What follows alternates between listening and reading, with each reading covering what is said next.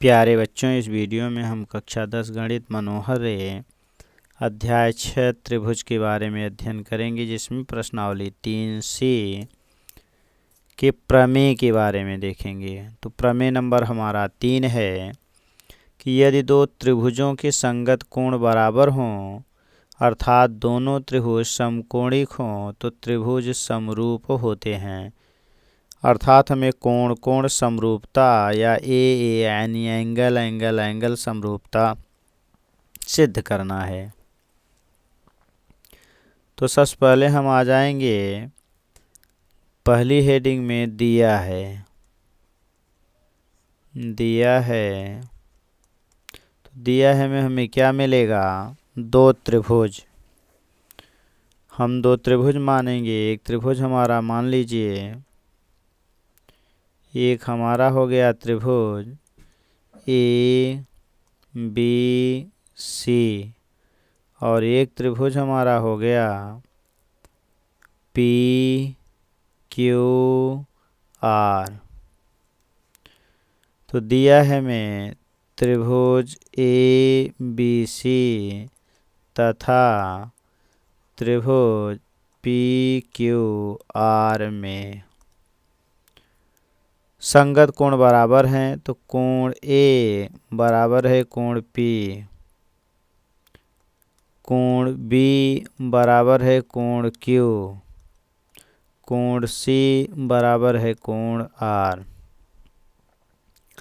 अब अगला जाएंगे, सिद्ध करना है। सिद्ध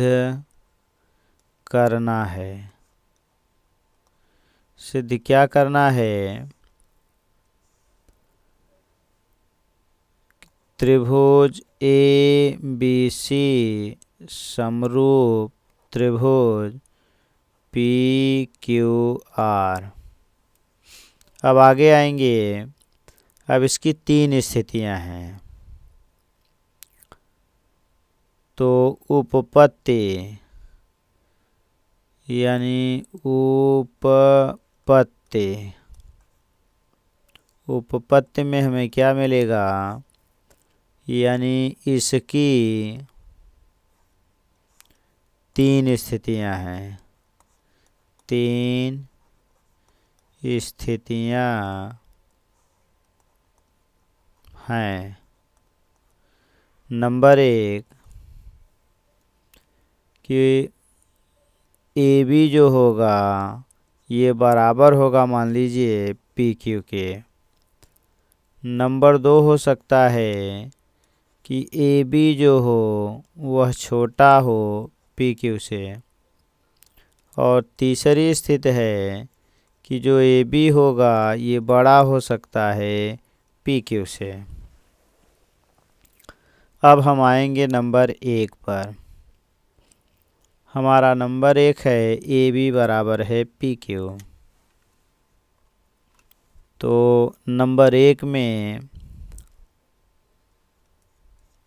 यदि ए बी बराबर हो पी क्यू, अर्थात दोनों त्रिभुज की एक एक भुजा बराबर है, और उसके साथ क्या दिया है कि कोण ए जो है वह कोण पी के बराबर है, कोण बी जो है कोण क्यू के बराबर है। तो यहाँ पर क्या मिला कि दो कोण बराबर एक भुजा बराबर, इसलिए त्रिभुज हमारा सर्वांग सम हो गया। इसको हम 1 बना लेंगे, इसको 2 बना लेंगे, और इसको तीसरा समीकरण बना लेंगे। तो समीकरण 1, 2 व 3 से या कह सकते हैं कि एंगल साइड एंगल यानी कोण भुजा कोण, कोण भुजा कोण समरूपता से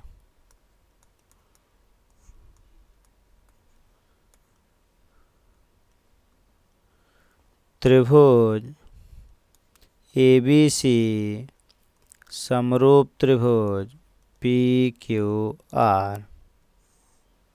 ये पहला नंबर 1 हो गया। अब नंबर 2, यदि AB ये छोटा हो PQ से, अर्थात हमारा जो त्रिभुज होगा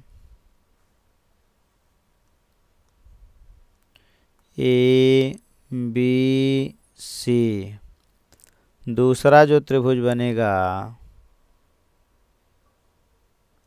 PQR,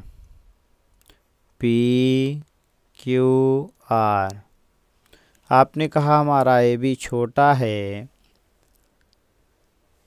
PQ से। अब हम यहाँ रचना डालेंगे।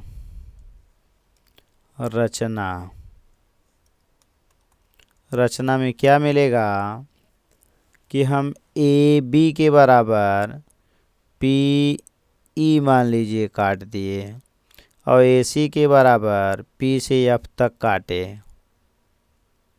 और फिर हम क्या करेंगे, इनको मिला देंगे। तो रचना में यही आएगा, AB के बराबर PE तथा AC के बराबर PF काटा या खींचा, फिर E से F को मिलाया। अब हम आ जाएंगे, चूँकि हम पा चुके हैं सभी संगत कोण बराबर हैं, तो यहाँ आएंगे, त्रिभुज एक ले लेंगे ABC तथा त्रिभुज PEF में हमें मिल गया AB बराबर PE, AC बराबर PF। ये दोनों कहाँ से मिले, रचना से, क्योंकि उसी के बराबर हमने काटा था, और कोण A बराबर है कोण P। तो यहाँ पर दो भुजाएं बराबर हो गई और एक कोण बराबर हो गया, तो साइड एंगल साइड अर्थात भुजा कोण भुजा समरूपता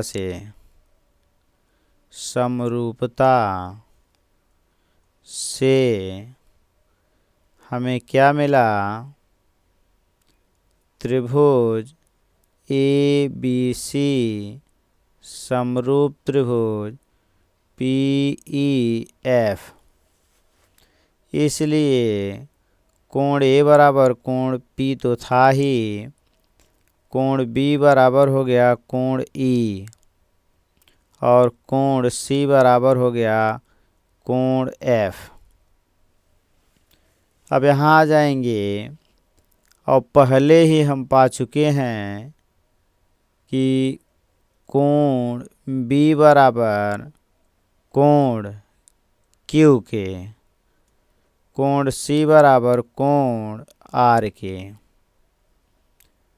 तो यहाँ आ जाएंगे, 3 समीकरण हम बना चुके थे, अब ये बना लेंगे हम समीकरण नंबर, ये हमारा 4 होगा, और ये हमारा 5 होगा, ये हमारा 6 होगा, और ये समीकरण नंबर हमारा 7 हो जाएगा।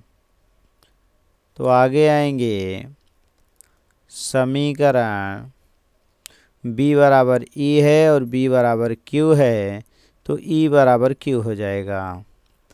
यानी समीकरण 4 व 6 से, समीकरण 4 व 6 से हमें मिल जाएगा कोण E बराबर है कोण Q। इसी तरह कोण F बराबर होगा कोण R। ये हमारा बन जाएगा समीकरण 5 व 7 से। यानी ये दोनों कोण, ये कोण इस कोण के बराबर हो गया और ये कोण इस कोण के बराबर हो गया। तो जब दोनों कोण बराबर हो गए तो इसका मतलब ये दोनों भुजाएं समांतर हो गई। और ऊपर वाले का एक त्रिभुज का तीनों कोण दूसरे त्रिभुज के पूरे के तीनों कोण के बराबर हो गया, इसलिए ये और ये त्रिभुज हमारा समरूप बन गया, अर्थात समांतर हो गए। इसलिए हमें क्या मिला, यानी QR समांतर हो गया EF, और जब दोनों समांतर हो गए तो ये दोनों त्रिभुज समरूप हो गए। इसलिए त्रिभुज PEF समरूप त्रिभुज बना PQR। और हम पा चुके हैं यहाँ पर कि ABC समरूप है PEF और PEF समरूप हो गया PQR। इन दोनों से क्या मिला, त्रिभुज ABC समरूप हो गया PQR। इस प्रकार हमें मिला क्या कि त्रिभुज ABC समरूप हो गया त्रिभुज PQR। ये दूसरी स्थिति का हो गया। अब नंबर 3 यानी तीसरी स्थिति में यदि हमारा AB बड़ा हो जाए PQ से तो हमें क्या मिलेगा, हमारा त्रिभुज अब ABC और दूसरा त्रिभुज आ जाएंगे तो हमें मिल जाएगा P और QR। फिर हम आएंगे PQ के बराबर हम काटेंगे यहाँ, मान लीजिए G, और PR के बराबर हमने काटा H। अब इसमें मिला देंगे। तो अब यहाँ हमें चाहिए रचना में हमें क्या मिलेगा तीसरी स्थिति के लिए, PQ के बराबर AG तथा PR के बराबर AH खींचा या काटा तथा G से H को मिलाया, G से H को मिलाया। फिर वही प्रक्रिया हमें मिलेगी उपपत्ति में। उपपत्ति में क्या मिला कि त्रिभुज एक ले लेंगे हम PQR तथा दूसरा त्रिभुज ले लेंगे AGH में। तो हमें क्या मिल जाएगा, कोण A बराबर कोण P, ये तो दिया है।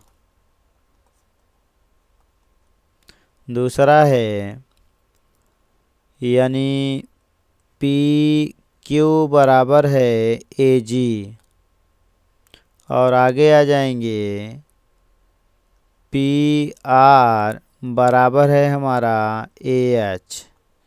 ये दोनों कहाँ से मिला, रचना से। तो इसलिए त्रिभुज PQR समरूप चाहे कह लीजिए चाहे सर्वांग समरूप त्रिभुज AGH। अतः जब ये दोनों समरूप हो गए तो संगत कोण बराबर हो गए। इसलिए कोण Q जो हो गया वह बराबर हो गया कोण G के, तथा कोण R जो है कोण H के बराबर हो गया। और पहले ही हम पा चुके हैं कि कोण यानी कोण हमारा B जो था कोण Q के बराबर है, तथा कोण C जो है कोण R के बराबर है। तो Q बराबर G और Q बराबर B, इसलिए बन गया कोण B बराबर हो गया कोण G। इसलिए कोण B बराबर कोण G तथा कोण C बराबर कोण H। यानी आपने पहले कहा था कि ये कोण बराबर है और ये कोण इस कोण के बराबर है। फिर आपने पाया कि ये समांतर रेखाएं हो गई, इसलिए हमें क्या मिलेगा, ये कोण भी इस कोण के बराबर हो गया और ये कोण इस कोण के बराबर हो गया। तो संगत कोण बराबर हो गए सभी, इसलिए दोनों त्रिभुज समरूप हो गए। तो मिला क्या हमें, त्रिभुज AGH समरूप त्रिभुज ABC, क्योंकि संगत कोण बराबर हो गए अर्थात दोनों रेखाएं समांतर हो गई। तो इसलिए यानी त्रिभुज ABC समरूप त्रिभुज हो गया PQR। ये हमारी तीसरी स्थिति, यही हमें सिद्ध करना था। Thanks for watching. इस तरह के और वीडियो देखने के लिए आप इस वीडियो को लाइक करें तथा चैनल को सब्सक्राइब करें। धन्यवाद।